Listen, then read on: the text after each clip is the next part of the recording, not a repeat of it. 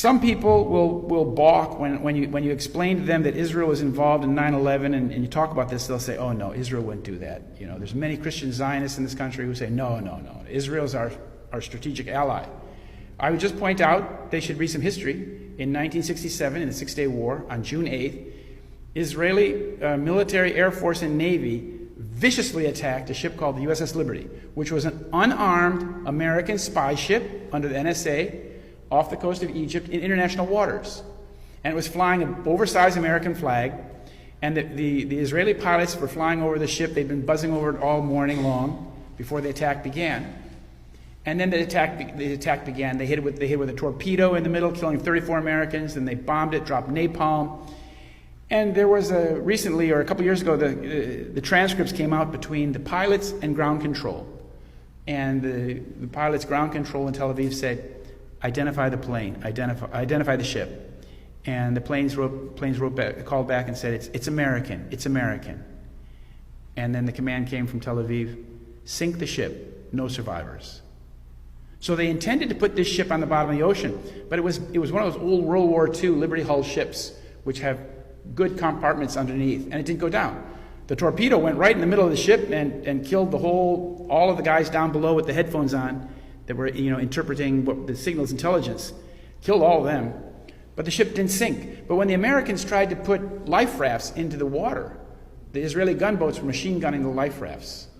They had no intention. They intended the ship to go down the bottom, and had it gone to the bottom, it would have been blamed on Egypt. And this would have brought us very close to a nuclear war, but that's another story. This was Lyndon Johnson was in the White House, and he was very, very pro-Israel. And so twice, American planes were launched from aircraft carriers off the coast of Greece to rescue the ship. And twice, McNamara and Johnson called the planes back.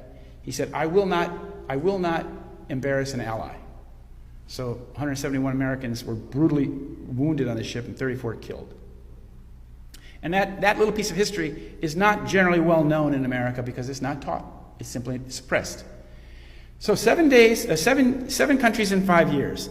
This is General Wesley Clark, and he went to the Pentagon 10 days after 9/11. He said, I went through the Pentagon and I saw Rumsfeld and Deputy Secretary Wolfowitz. And he said, one of the generals called me in and said, "Sir, we've made the decision. We're going to war with Iraq." And he said, "We're going to war with Iraq?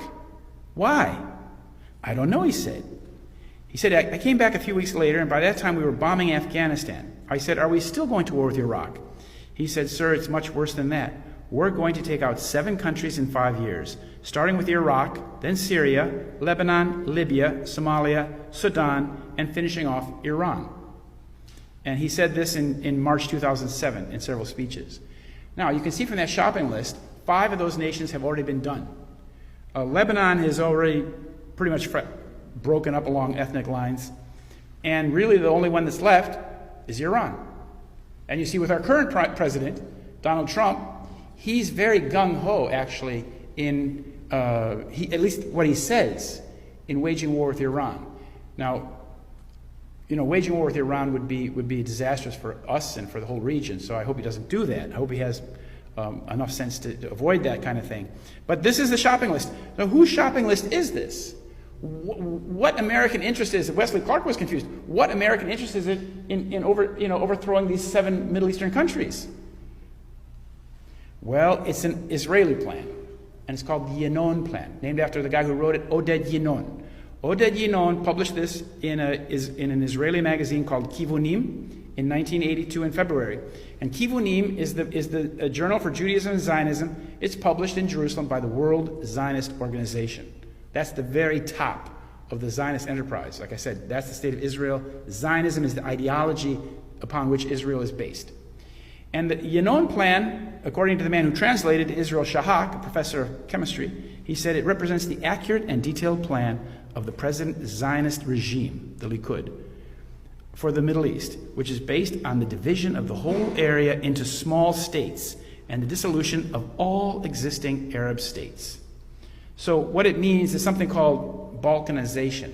You break up a country, a big country, and you reduce it to ethnic components, like what we've done in Yugoslavia.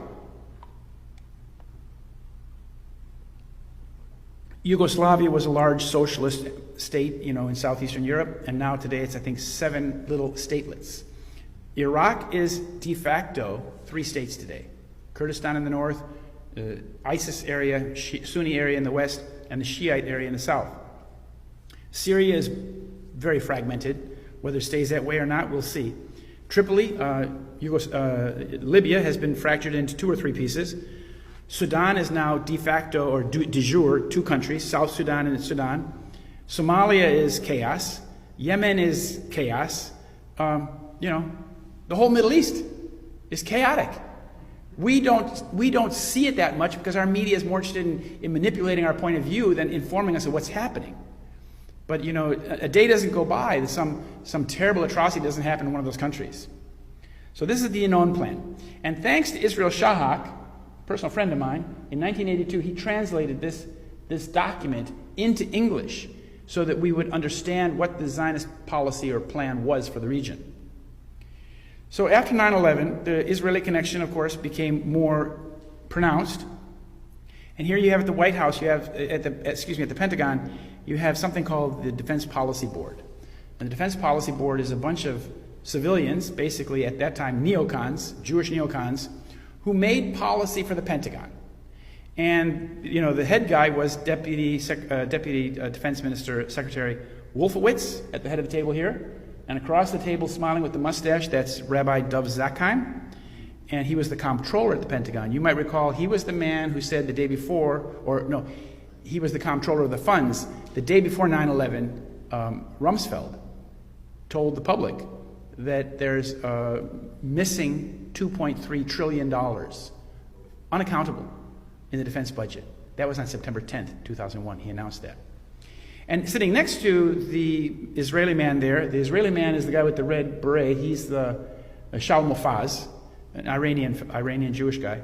And he was chief of staff. He's Israeli chief of staff. And here he is sharing notes, explaining to his Zionist colleagues at the Defense Department what they should do. And the man with something in his eye, that's Douglas Feith. Douglas Feith, his father was in the Irgun. He's an American, but his dad was in the Irgun. And because his father was an Israeli, he is also then an Israeli as well.